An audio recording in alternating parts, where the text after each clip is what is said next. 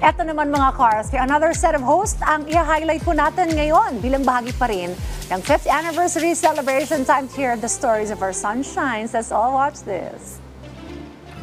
Sa pagising natin sa umaga, isa sa perfect ka-partner nito ang pagsubaybay sa pambansang morning show ng bayan, ang Rise and Shine Pilipinas. Sa pagpapatuloy ng 5-year anniversary celebration ng RSP, muli nating mapapakinggan ang ilan sa makabuluhang kwento mula sa ating mga hosts na kasakasama natin tuwing umaga. Kaya naman mga ka-RSP barkada, ating kilalanin kung sino sila sa likod ng lente ng kamera. Sa kanyang serbisyong publiko sa pagbabalita, kasama na natin mula noon ng PTV reporter na si Patrick De Jesus na mula nang mapasama bilang host sa RSP ay lalo pa niyang naipamalas ang iba pa niyang estilo sa pagpapahayag.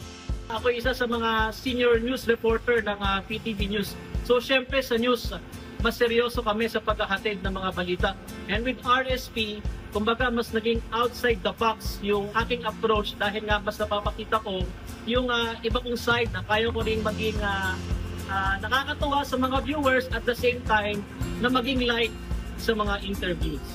Simula nang maging parte ng Rise and Shine Pilipinas si Noel Talakay, bahagi na rin ito ng kanyang morning routine, ang pagbabahagi ng saya sa ating mga ka-RSP.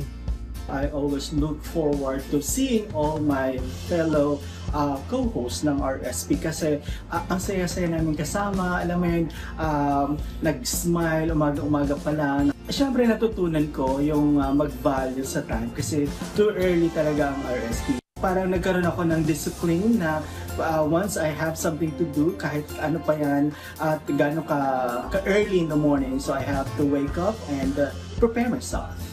Kung sa usaping professional at flexible sa kanyang serbisyo sa pagpapaabot ng balita, isa sa mga nangunguna riyan ng ating ka-RSP barkada na si Joshua Garcia.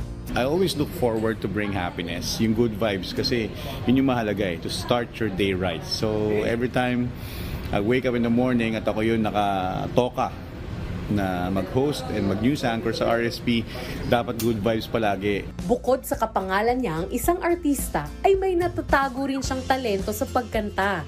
Huwag mo lang siyang patatawanin kasi baka di na siya tumigil. PSC, sorry. PSC Chairman Patrick Gordon. I'm sorry. All right. PSC Chairman Patrick Gordon is very serious to DNR.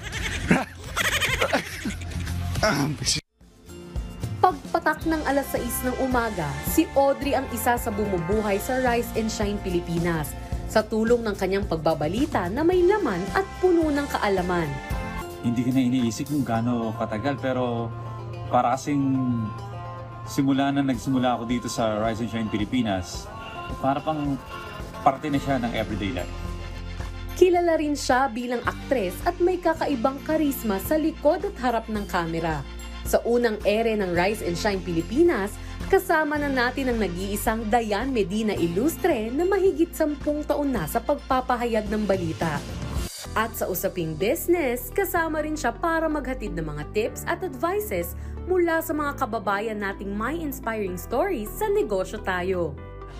Sa likod ng mga kwentong makabuluhan at may aral mula sa ating masisipag na hosts na bumubuo ng programang Rise and Shine Pilipinas, maraming salamat sa inyong sipag, talino at walang sawang pagpapaabot ng balita para sa mga kababayan natin sa buong bansa.